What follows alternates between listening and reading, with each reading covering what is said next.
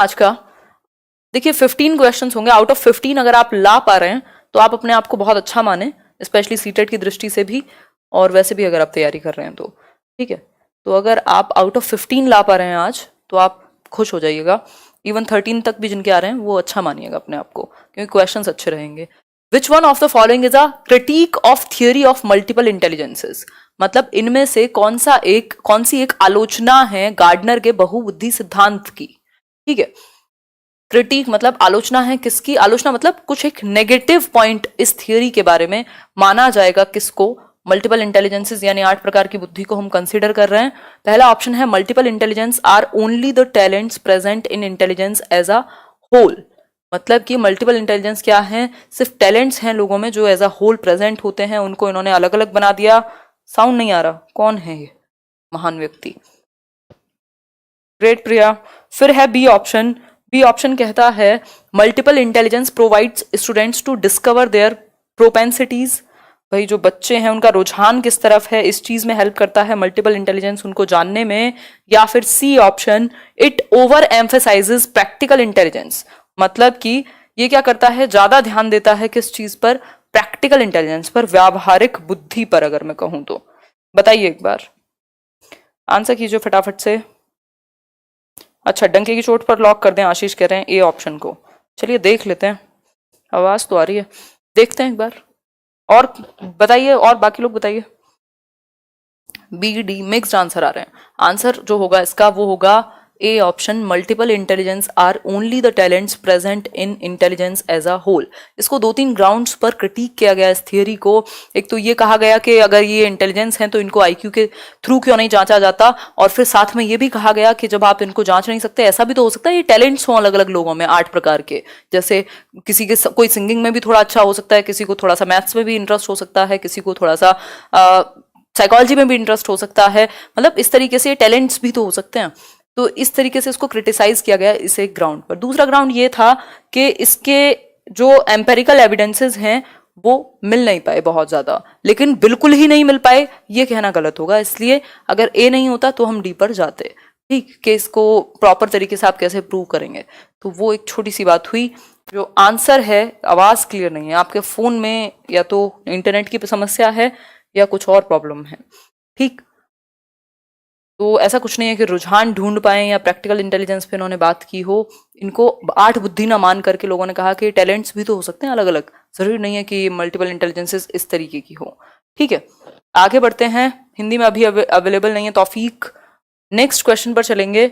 Next question को थोड़ा सा समझेंगे। क्वेश्चन नंबर 2 है which one of the following pair is least likely to be a correct match? मतलब कि इनमें से जो ये सारे पेयर्स दिए हैं, इनमें से कौन सा एक ऐसा होगा जो सबसे कम सही हो सकता है? मतलब least likely to be a correct match, सबसे कम सही आप किसको कहेंगे? बताएं एक बार। पहला ऑप्शन है children enter in Chomsky the world with certain knowledge about language. Chomsky कहते हैं कि कुछ एक आइडिया होता है उनको लैंग्वेज का। या फिर लैंग्वेज एंड वाइगोस्की कहते हैं language and thought are initially 2 different activities. देखो ये थोड़ा सा, ये जो लाइन है ये नीचे आनी चाहिए थी, तो इसको यहां से कनेक्ट करके पढ़ लेना। ठीक है, language and thought are initially 2 different activities, बात तो सही है, वाइगोस्की ने कहा है ऐसा। Language is contingent on thought, मतलब थॉट पर निर्भर है। या फिर language is a stimuli in environment. किसको आप लीस्ट सही मानेंगे, सबसे कम सही किसको कहेंगे आप? देखो बी कई लोग ऑप्शन में लगा रहे हैं, बी कैसे हो सकता है? वाइगोस्की तो कहते ही हैं कि इनिशियली शुरुआत के 1.5-2 साल तक क्या है, थॉट अलग है और लैंग्वेज अलग है, फिर बाद में जाकर के मर्ज होते हैं दोनों। ठीक, तो ये पैरेलल चलते हैं, ये बात तो सही है। और पूछा है गलत क्या है। ठीक, चॉम्स्की भी जो कह रहे हैं यहाँ बात ठीक है, एक जनरेटिव ग्रामर है आपके ब्रेन में जो आपको मदद करती है रूल्स को जनरेट करने में। लैंग्वेज इज कॉन्टिंजेंट, ये भी बात सही है। स्टिमुलाई बात वाली जो बात है वो गड़बड़ है यहाँ। वो कहते हैं रीइंफोर्समेंट के थ्रू, इमिटेशन के थ्रू आप सीख सकते हैं, अगर हम बात करें लैंग्वेज की बीएफ स्किनर को लेकर के। तो आंसर जो है वो डी सही हो जाएगा। ठीक है, बात क्लियर हो गई? बात विचार पर निर्भर है, ऑब्वियसली निर्भर है विचार पर भाषा, या भाषा विचार से पहले, सॉरी विचार पहले आता है, भाषा विचार पर निर्भर है का मतलब ही वो है कि विचार इंपॉर्टेंट है, विचार से भाषा आएगी, तो इसलिए सी को गलत नहीं कह सकते हम। गलत पूछा है, लीस्ट पूछा है, जो बेस्ट है वो नहीं पूछा। फिर है question number 3, features assigned due to social roles and not due to biological endowment are called, मतलब सामाजिक भूमिकाओं के कारण आपने कुछ भूमिकाएं बना दी, कुछ जिम्मेदारियां आपने सौंप दी, ना कि जैविक भूमिकाओं के आधार पर। ठीक है, हिंदी के ट्रांसलेशन को तो माफ ही करके चलिएगा, बस समझने के लिए रखिएगा। ये आपकी ऐप आएगी उसके बाद ये प्रॉब्लम सॉल्व होगी।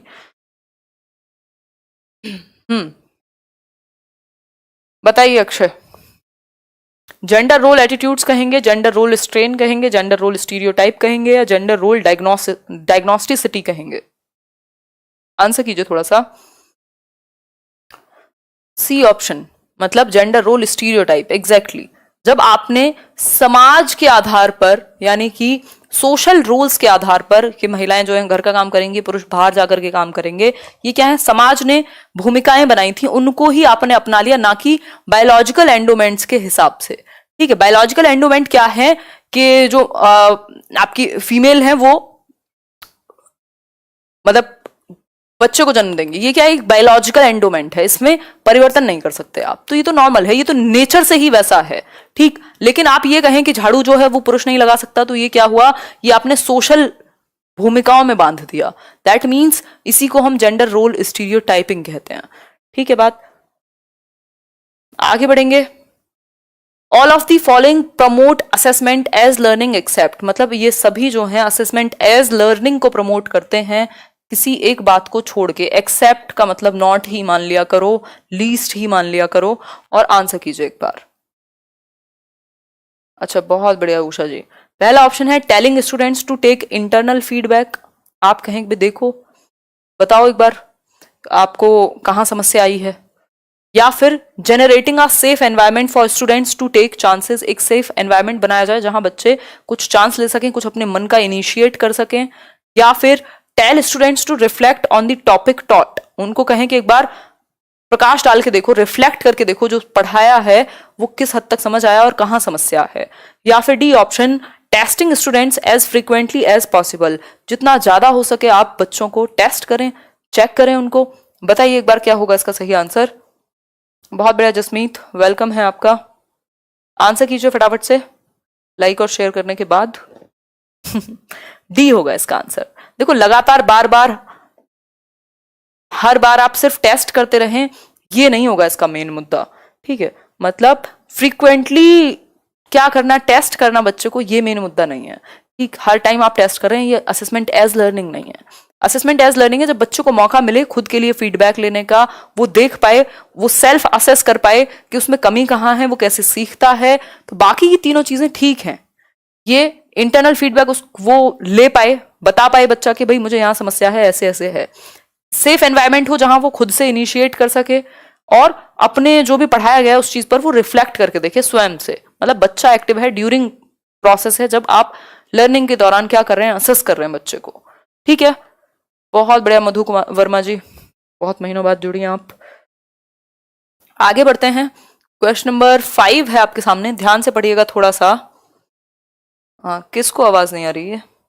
असेसमेंट एज लर्निंग मतलब सेल्फ, खुद बच्चा असेस करे या पीयर्स के साथ असेसमेंट करे। ठीक, विच मतलब आप उसको फ्री छोड़ रहे हैं, चाहे वो फीडबैक देने के लिए हो, चाहे आप उसको कुछ चांस लेने के लिए हो, चाहे वो अपनी लर्निंग पर रिफ्लेक्ट करने के लिए हो। ठीक, which of the following will be most appropriate to maximize learning, इनमें से कौन सी एक चीज अप्रोप्रिएट या मोस्ट अप्रोप्रिएट होगी लर्निंग को मैक्सिमाइज करने के लिए, यानी लर्निंग आपकी ज्यादा से ज्यादा हो, इस चीज के लिए कौन सी एक बात सबसे बेहतर होगी। मोस्ट, देखो इसको ध्यान से पढ़ लिया करो, मोस्ट, लीस्ट, नॉट, एक्सेप्ट, इनको पढ़ करके नंबर बचाए जा सकते हैं पेपर में। पहला ऑप्शन है teacher should identify her cognitive style as well as of her students cognitive style. जो टीचर है वो आइडेंटिफाई करे अपने कॉग्निटिव स्टाइल को, उनका संज्ञानात्मक स्तर किस तरीके का है, वो किस तरीके से चीजों को सिखा सकती हैं ज्यादा बेहतर, और बच्चों के कॉग्निटिव स्टाइल को कि वो कैसे सीखते हैं। फिर है individual difference in student should be smoothened by pairing similar students. जो इंडिविजुअल डिफरेंसेस हैं उनको आप स्मूथ बना दो, एक जैसा कर दो, मतलब खत्म करने की बात हो रही है इंडिविजुअल डिफरेंसेस को, या फिर C option, teacher should focus only one learning style to bring optimum result. सिर्फ एक ही प्रकार के बच्चों पर, मतलब सिर्फ विजुअल पर ही फोकस करे, जो देख करके सीखते हैं उनको चार्ट से ही सिखाता रहे, बाकी बच्चों पर फोकस ना करे। या फिर D option, students of similar cultural background should be kept in the same class to avoid difference in opinion. मतलब कि जो सिमिलर कल्चरल बैकग्राउंड के बच्चे हैं उनको आप अवॉइड करें कि वो किसी बात पर अपना फीडबैक दे पाए। देखो सीटेट का भी कोई, रहीम धन्यवाद, सीटेट का अभी तक कोई अता पता नहीं है, 1-2 दिन में फाइनल हो ही जाएगा 100%, और मुझे तो लगता है अभी भी बहुत कम चांसेस हैं। अब कैसे ले लेंगे, कम से कम 15 दिन पहले तो कुछ क्लियर होता। ठीक, बाकी देखते हैं क्या होता है। तो मैक्सिमाइज कैसे कर लेते हैं लर्निंग को, आप कैसे कर सकते हैं मैक्सिमाइज लर्निंग को, तो इन चारों ऑप्शंस को देखते हुए एक ही भला ऑप्शन है यहाँ, जिसको हम ए ऑप्शन कह सकते हैं। Teacher should identify her cognitive style as well as of her students cognitive style. भाई वो कैसे सिखाना ज्यादा बेहतर सिखा सकती हैं और बच्चे कैसे ज्यादा बेहतर सीख सकते हैं, उनका क्या स्टाइल है, बाकी के ऑप्शन क्यों नहीं होंगे, इनको एक एक करके पढ़ लेते हैं। ठीक है, प्रतीक पॉसिबल नहीं है ना, अभी भी आप कई हजार में जुड़े हुए हैं। Individual difference in student should be smoothened. आपका काम जो है वो बच्चों को, एक जैसे बच्चों को एक साथ रख के इंडिविजुअल डिफरेंसेस खत्म करना नहीं होता। फिर है teacher should focus on only one learning style. सिर्फ एक लर्निंग स्टाइल पर अगर आप फोकस करोगे तो ऐसा भी बच्चा होगा जिसको करके ज्यादा अच्छे से समझ में आता होगा, जिसको सुन के ज्यादा अच्छे से समझ में आता होगा, जिसको देख के ज्यादा अच्छे से समझ में आता होगा। यानी कि सिर्फ आप एक पर फोकस नहीं कर सकते, लर्निंग स्टाइल्स को आपको मर्ज करना होता है या फिर नीड के अकॉर्डिंग यूज करना होता है। डी ऑप्शन है, students of similar cultural background should be kept in the same class to avoid difference in opinion.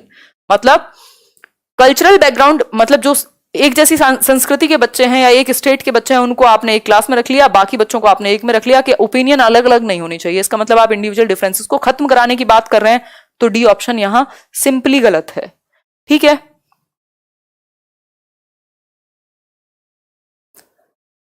ठीक है, क्लियर, बहुत बढ़िया टैग गुरुजी।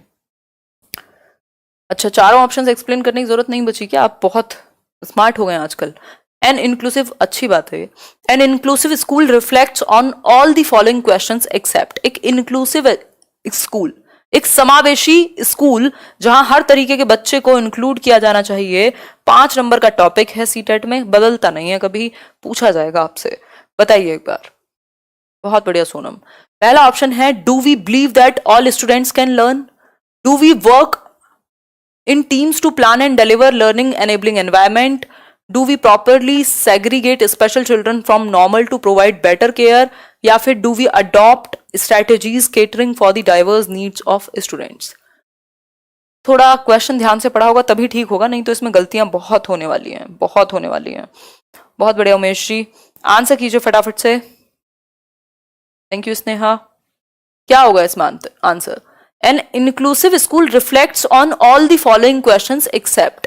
जो एक समावेशी स्कूल है वो सभी चीजों पर रिफ्लेक्ट करेगा, किसी एक चीज को छोड़ करके, यानी समावेशी स्कूल के बारे में कोई एक बात गलत है। देखते हैं। ऑल स्टूडेंट्स कैन लर्न, ये माना जाता है। Do we work in teams to plan, ठीक है। Do we properly segregate, segregation is against the law of nature. मैंने जब भी जितनी भी बार आपको इंक्लूसिव एजुकेशन डिस्कस किया होगा, एक वर्ड कहा होगा, सेग्रीगेशन, सेपरेशन, अलगाव, अलग थलग करना। सेग्रीगेशन और इंक्लूजन दो डिफरेंट वर्ड्स हैं। मतलब इंक्लूजन का मतलब है इंक्लूड करना, सेग्रीगेशन का मतलब है अलग थलग कर दो, इनको स्पेशल स्कूल में ही पढ़ा दो ना, अलग रखो इन्हें। ठीक, तो सेग्रीगेशन हम कभी नहीं करते इंक्लूसिव क्लासरूम में।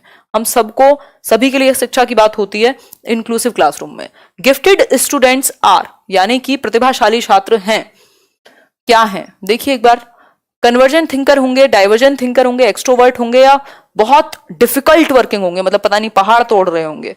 बताइए कुमार प्रदीप जी। एग्जैक्टली नेहा, इसमें अलग करने की बात हम नहीं करते, अलगाव की बात नहीं करते। Passionate educator. हिंदी भी एक बार देखिए, आकांक्षा देखेंगे एक दिन हिंदी को भी। मैं कोशिश करती हूँ कि ट्रांसलेट करके समझ में आ जाए, बेशक अगर कुछ मिस्टेक है टाइपिंग में तो, क्योंकि टाइम की तंगी के कारण हो जाता है वैसा। मैं ठीक हूँ सुष्मिता जी।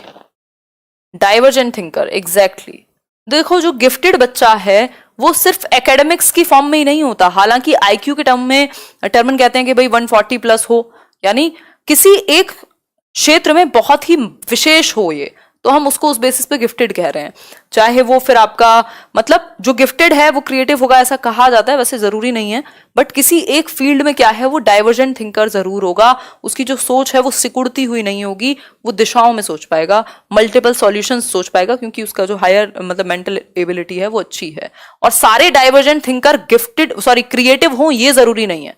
देखो डाइवर्जेंट थिंकिंग कोई भी कर सकता है, या जिनकी मानसिक क्षमता अच्छी है, गिफ्टेड हैं, कर सकते हैं, लेकिन जरूरी नहीं है हमेशा क्रिएटिव भी हो जाएंगे, क्योंकि हमेशा डाइवर्जेंट थिंकिंग क्रिएटिविटी में ही बदल जाए जरूरी नहीं है। लेकिन डाइवर्जेंट थिंकिंग क्रिएटिविटी से जुड़ी हुई है, इतनी बात पक्की है। ठीक है, बात यहां तक की बात क्लियर हो गई होगी। अब बढ़ते हैं हम नेक्स्ट क्वेश्चन पर। यह है आपका, समझ गए होगे आप, क्वेश्चन नंबर 8 है the conclusion children can learn violent behaviour depicted in movies may be derived on the basis of the work done by which of the following psychologist। मतलब अगर मैं बात करूं तो एक कंक्लूजन है, यह निष्कर्ष निकलता है कि बच्चे वायलेंट बिहेवियर यानी आक्रामक व्यवहार को पिक्चर में यानी मूवीज में देख करके, फिल्मों में देख करके सीख सकते हैं। मृजुला आपको वहां जाना पड़ेगा, ठीक है, वहां जाना पड़ेगा आपको अनअकैडमी पर, वहां सर्च करोगे तो मिल जाएगा। हिमांशी सिंह, सौरभ धन्यवाद। देखिए एक बार, वायलेंट बिहेवियर मूवीज में देख करके बच्चे सीख सकते हैं। आक्रामक व्यवहार, वो जो कबीर सिंह में मारधाड़ दिखाई गई है, हालांकि वो 18 अबव के लिए कर तो देते हैं, बट इंडिया में सब कुछ तो अवेलेबल हो ही जाता है, ठीक, तो उससे बच्चे आक्रामक व्यवहार सीख सकते हैं। ये बात कौन सी एक थियरी कहेगी या कौन व्यक्ति कहेंगे? एडवर्ड ली थॉर्नडाइक कहेंगे, जेबी वॉटसन कहेंगे, एल्बर्ट बेंड्यूरा कहेंगे, या जीन पियाजे कहेंगे? बताइए एक बार, नाम ले लिया निशम आपका, ठीक है, बेंड्यूरा कहेंगे, एग्जैक्टली बेंड्यूरा कहेंगे, जो कि यहाँ ऑप्शन में दिख नहीं रहे हैं, सी ऑप्शन, ठीक, एल्बर्ट बेंड्यूरा। एल्बर्ट बेंड्यूरा कहते हैं इनका ऑब्जर्वेशनल लर्निंग है कि बच्चा जो ऑब्जर्व करता है, जो वो देखता है उसको इमिटेट कर सकता है, मतलब इनको अनुकरण का सिद्धांत भी या सामाजिक अधिगम सिद्धांत भी कहा जाता है। और इन्होंने एक्सपेरिमेंट किया था बोबो डॉल पर।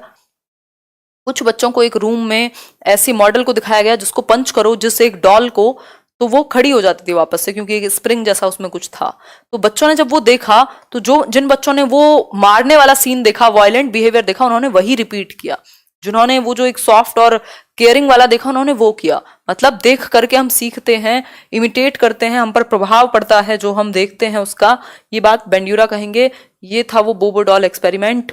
और अगर मैं बात करूं तो वाइकेरियस लर्निंग की भी यही बात करते हैं। वाइकेरियस मतलब इनडायरेक्ट, जो आपके सामने नहीं। मान लीजिए किसी एक और आपके बराबर में बच्चा बैठा था, उसको डांट पड़ गई तो आप अपने आप डर जाते हैं, पूरी क्लास शांत हो जाती है।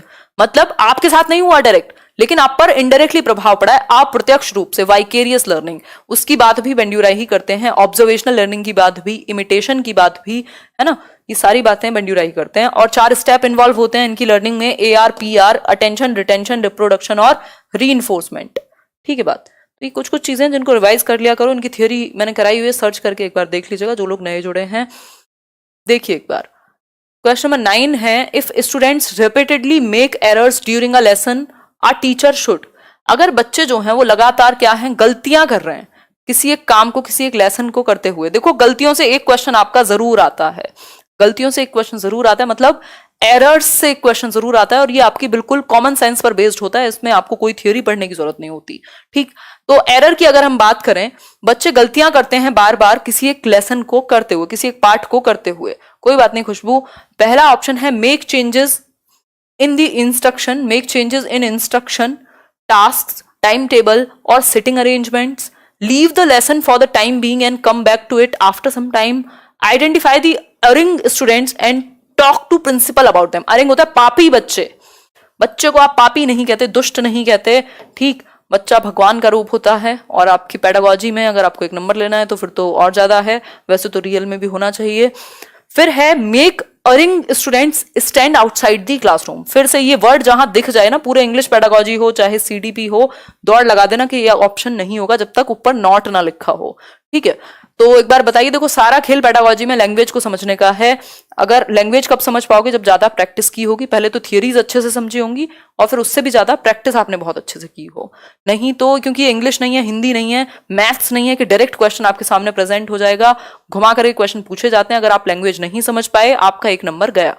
ठीक, तो क्वेश्चन को पढ़ के समझना जरूरी है। मनोहर जी धन्यवाद। बताइए एक बार, अगर मैं बात करूं, एक बच्चा है जो रिपीटेडली एक लेसन को करते हुए गलतियां करता है, इसका मतलब है कि आपको अपनी इंस्ट्रक्शन में यानी अपने मेथड में थोड़ा बहुत परिवर्तन करने की जरूरत है। जो टास्क आप उसको दे रहे हैं उसको थोड़े नए तरीके से या कुछ और टास्क देके देख लो, या टाइम टेबल और सिटिंग अरेंजमेंट आगे पीछे कर लो, उस बच्चे को आगे बिठा लो या किसी ऐसी जगह बिठाओ जहां वो कंफर्टेबल हो। टाइम टेबल में थोड़ा बहुत चेंज कर लो, उसको थोड़ा ज्यादा समय दे दो, कई बार फ्लेक्सिबिलिटी ला सकते हो। ठीक है, तो आप खुद में चेंज करने की बात करते हैं, ना कि बच्चे में। ठीक है जी, बहुत बढ़िया निशा माथुर, क्लियर हो गई बात। ऐसा नहीं होता कि कुछ टाइम के लिए लेसन छोड़ दो और फिर आ जाओ, बाकी के दो तो होंगे ही नहीं। तो ऑप्शंस को हटाना अगर हम सीख जाएंगे तो आसानी हो जाएगी। क्वेश्चन नंबर 10 है, following are some techniques to manage anxiety due to an approaching examination. भैया पेपर आ रहा है 5 जुलाई को, मान लेते हैं, ऐसा है नहीं, वैसे मुझे नहीं लगता है। तो 5 जुलाई को अगर एग्जाम है तो आपको हो रही है टेंशन, एंजाइटी हो रही है आपको, है ना।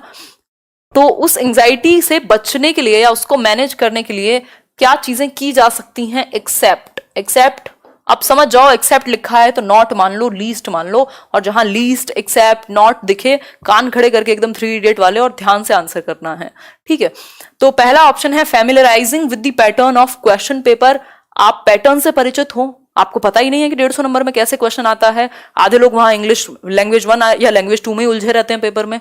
उसका रीजन क्या है? आपने पहले फैमिलराइज नहीं हुए, आप परिचित नहीं हुए उस पैटर्न से, क्योंकि आप लगे रहे मॉक टेस्ट के चक्कर में, आपने प्रीवियस ईयर को देखा ही नहीं। फिर है, खैर मॉक टेस्ट भी हेल्प करते हैं, बट यहां जरूरत नहीं है सीटेट में। मुझे लगता है अगर आपने सारे प्रीवियस ईयर बहुत अच्छे से किए हैं, पहली बात तो आप कर ही नहीं पाएंगे, क्योंकि 2011 से 19 तक, वो भी साल में 2 बार होता है पेपर, उसमें भी पेपर 1 में भी कुछ सब्जेक्ट्स कॉमन है, पेपर 2 में भी, है ना। तो पैटर्न से आप फैमिलराइज करें। Thinking too much about the result 5-10 ही कर लो, ज्यादा तो नहीं हो सकते। ठीक, ज्यादा सोचना रिजल्ट के बारे में, सपोर्ट सीख करना या एम्फसाइजिंग स्ट्रेंथ्स, मतलब जो सब्जेक्ट आपका बहुत मजबूत है उसको और अच्छे से करना, और वीक वाले को इतना कर लेना कि आपका काम चल जाए। तो ये बात तो सही है, इससे आप अपने एंजाइटी को मैनेज कर सकते हैं। दूसरा, सीकिंग सपोर्ट बुरा नहीं होता कभी भी। किसी से बात करना या कभी सपोर्ट लेना या कहीं प्रॉब्लम है तो उसको डिस्कस करना बुरा नहीं है ना। घर में भी बैठ सकते हो मम्मी पापा के पास भी। फिर thinking too much about the result, ये है बिल्कुल बोन ऑफ कंटेंशन, ये प्रॉब्लमेटिक चीज है कि यदि आप 24 घंटे ये सोचते रहेंगे कि परिणाम क्या होगा, तो फिर आप एक्शन नहीं कर पाएंगे या आप एंजाइटी डिप्रेशन परेशानी में आएंगे ही, है ना। तो एग्जाम से पहले, क्योंकि बाकी चीजें करेंगे तो उससे डायरेक्शन सही होगी। ठीक है, तो टू मच नहीं होना चाहिए। थोड़ा बहुत आपके दिमाग में कुछ आ गया तो आप मैनेज कर सकते हैं, बट हर टाइम हद से ज्यादा, है ना, अति का तो सब कुछ बुरा होता है, सिंपल बात। बहुत बढ़िया गुड़िया जी, देखते हैं, अभी तो कोई कुछ नहीं कह सकता पेपर है कि नहीं, बट मुझे लगता नहीं कि है। क्वेश्चन नंबर 12 है आपके सामने, Bloom's taxonomy is a hierarchical organization of. जो ब्लूम्स टैक्सोनॉमी है वो पदानुक्रमित संगठन है किस चीज का? अचीवमेंट गोल्स का, करिकुलर डिक्लेरेशंस का, रीडिंग स्किल्स का, या कॉग्निटिव ऑब्जेक्टिव्स का? फटाफट से आंसर कीजिए, फिर आगे बढ़ेंगे। अच्छा, ये 10 के बाद 12 कैसे आ गया? गिनती भूल गई क्या मैं? हाँ, तो हो सकता है एक क्वेश्चन मिस हो गया है बीच में, कोई बात नहीं। हाँ एग्जैक्टली केदारमल जी, अभी से खुश मत हो कि नहीं ही होगा, बट बहुत कम चांसेस हैं यार। पढ़ाई तो कर ही रहे हैं, मतलब मेरे को देखा है कभी कि चलो पेपर नहीं हो रहा, चलो छुट्टी करते हैं आज, है? बताओ एक बार। Exactly, cognitive objectives. ठीक है, संज्ञानात्मक उद्देश्य। ठीक, उन्होंने 3 एस्पेक्ट दिए हैं, उसमें कॉग्निटिव है जिसमें ब्लूम ने ही बात की है, बाकी उनके 2 क्रेथवेल और बाकी के 2 लोग उनके एसोसिएट थे। तो ब्लूम टैक्सोनॉमी में कॉग्निटिव यानी संज्ञान की बात हुई है, साइकोमोटर यानी आपके फिजिकल एस्पेक्ट की बात हुई है, और अफेक्टिव यानी आपके इमोशनल एस्पेक्ट की बात हुई है। ठीक, तो इन तीनों में से सिर्फ एक ही था ऑप्शन में, यानी संज्ञानात्मक उद्देश्य, जिसमें उन्होंने 6 लेवल्स दिए हैं, नॉलेज, अंडरस्टैंडिंग, उस तरीके की चीजें। अब हम थोड़ा सा इसको भी समझ करके चलेंगे। अगर मैं बात करूं तो ये है ब्लूम टैक्सोनॉमी, ये है ब्लूम टैक्सोनॉमी नॉर्मल वाली जो 1956 में आई थी। Thank you Kedar, welcome. देखिए एक बार, ये 1956 में आई थी बीएस ब्लूम, और ये 2001 में इसको रिवाइज किया गया है ना, रिवीजन होते रहते हैं, ठीक, यानी अपडेट होती रहती हैं चीजें। इसमें ये कॉग्निटिव एस्पेक्ट में है, संज्ञानात्मक पक्ष का ये एक हिस्सा है। साइकोमोटर और अफेक्टिव से पूछ नहीं जाते जनरली, तो आपको सीटेट में वो देखने की जरूरत नहीं है। संज्ञानात्मक पक्ष में, थैंक यू क्रेजी विभू, देखिए एक बार फटाफट से करा दूंगी मैं इंग्लिश पेडागोजी के चैप्टर्स, क्यों टेंशन में रहते हो, जो चीजें कही हैं एक एक हो जाएगा, जितना बोल दिया है वो तो होना ही है, कोई बात नहीं खुशबू। दोनों लेवल के लिए है, दोनों लेवल के लिए है, सेम होती है, टॉपिक सेम है आपके पेपर 1 पेपर 2 के, और मेरे क्वेश्चंस का लेवल अच्छा है तो आपके दोनों चीजें ही कवर हो जाएंगी, ठीक है। हाँ सही बात है। देखिए एक बार ब्लूम्स टैक्सोनॉमी की अगर मैं बात करूं तो पहला है नॉलेज, फिर कॉम्प्रिहेंशन, मतलब पहले आप किसी चीज को जस्ट रिसीव कर लेते हैं नॉलेज की फॉर्म में, ट्विंकल ट्विंकल लिटिल स्टार आपने बस याद कर लिया, मीनिंग आपको नहीं पता। फिर कॉम्प्रिहेंशन में आप कॉम्प्रिहेंड करते हैं, अंडरस्टैंड करते हैं, मीनिंग समझते हैं। एप्लीकेशन में आप अप्लाई कर सकते हैं, एनालिसिस में आप तोड़ करके देखते हैं, सिंथेसिस में आप जोड़ के कुछ क्रिएट करते हैं, और इवेल्युएशन में आप इवेल्युएट करते हैं, मूल्यांकन करते हैं जो भी सीखा, ठीक। इनको बदल करके कर दिया था नॉलेज को रिमेम्बरिंग, ये वर्ब फॉर्म, ये थी नाउन फॉर्म 1956 में, और इनको बना दिया गया वर्ब की फॉर्म, ठीक। सब में आईएनजी लग गया, remembering, understanding, applying, analysing, evaluating को नीचे ले आए, इवेल्युएशन को ऊपर से यहां ले आए, और सिंथेसिस को ऊपर ले गए, क्रिएटिंग हाईएस्ट हो गया। अगर लेटेस्ट पूछे तो क्रिएटिंग हाईएस्ट, अगर नॉर्मल वाला पूछे तो इवेल्युएशन। वो आपको 4 ऑप्शन देख के पता लग जाएगा कि क्या है कहानी, ठीक है जी। आगे बढ़ते हैं, नेक्स्ट आपका एक क्वेश्चन है 13th क्वेश्चन, 2 क्वेश्चन और हैं इसके बाद। Even though this was clearly in violation of his safety needs, captain Vikram Batra died fighting in the Kargil war while protecting his country. He might have, अभी भी सिचुएशन ऐसी चल रही है। देखिए एक बार अगर हम बात करें तो कैप्टन विक्रम बत्रा को पता था कि ये मेरी सेफ्टी नीड्स के अगेंस्ट है, मतलब मेरी सुरक्षा के अगेंस्ट है, जान जा सकती है, लेकिन फिर भी उन्होंने अपनी जान दे दी, शहीद हो गए लड़ते हुए कारगिल वॉर में। ये बात पता होने के बाद भी क्यों? सॉर्ट नोवल एक्सपीरियंस, उनको कुछ एकदम अलग सा कुछ एक्सपीरियंस करना था। achieved self-actualization, ignored his belongingness needs, wanted to earn a good name to his family. क्या करोगे नेम का अगर आप जिंदा नहीं हो? मतलब अगर देखा जाए तो एक प्रैक्टिकल इंसान ऐसे ही सोचेगा? बताओ एक बार क्या होगा इसका आंसर? सिंपल बात है। क्या हुआ ग्रजेश, कहां दुखी हो, क्या हो गया? एरिंग मीन्स दुष्ट बच्चे, पापी बच्चे, किसी ने पूछा हुआ है अभी, ठीक है आदर्श।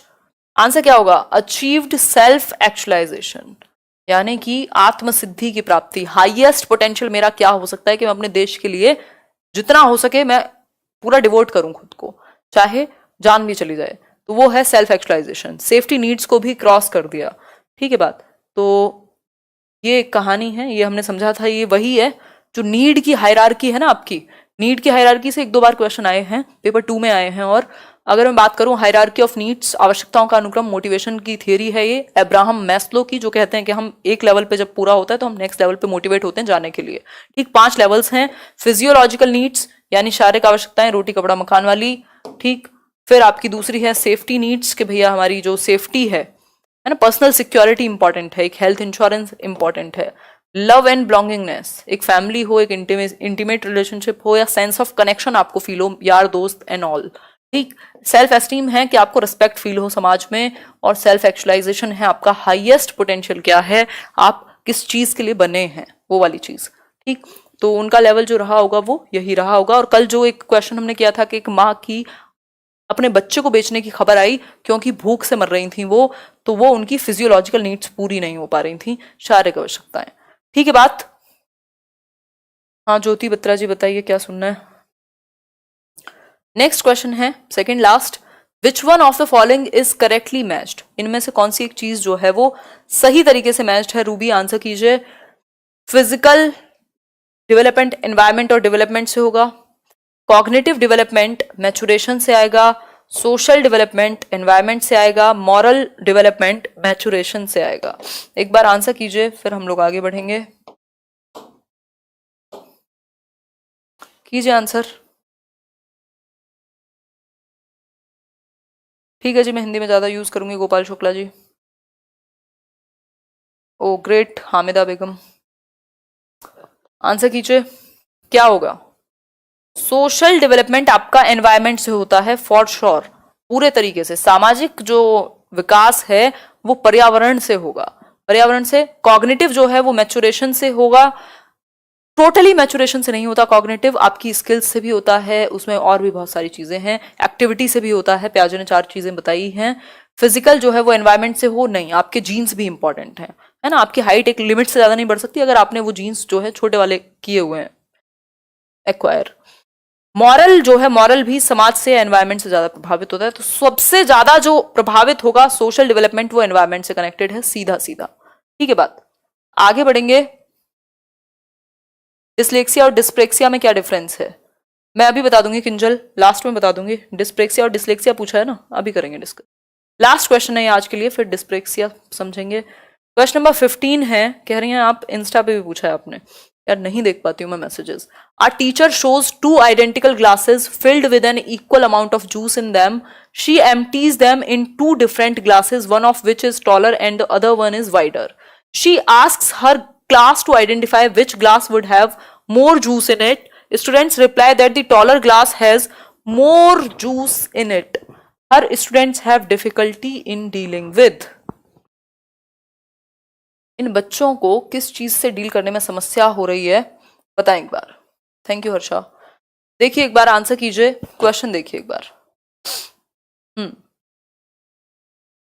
अगर मैं बात करूं, एक टीचर हैं, 2 आइडेंटिकल ग्लासेस में भरा हुआ था सेम जूस, फिर उन्होंने क्या किया, एक चौड़े बर्तन में कर दिया और एक टॉल ग्लास में। अब बच्चों ने कहा कि इसमें ज्यादा है जो टॉल है, मतलब उन्होंने हाइट पर ही फोकस किया उस ग्लास के। तो बच्चों को प्रॉब्लम कहां हो रही है? देखो क्वेश्चन ध्यान से पढ़ना, नहीं तो गलत हो जाएगा। हर students have difficulty in dealing with, किस चीज को डील करने में डिफिकल्टी हो रही है ये बताइए। Thank you Monika. हाँ गड़बड़ कर रहे हो भाई।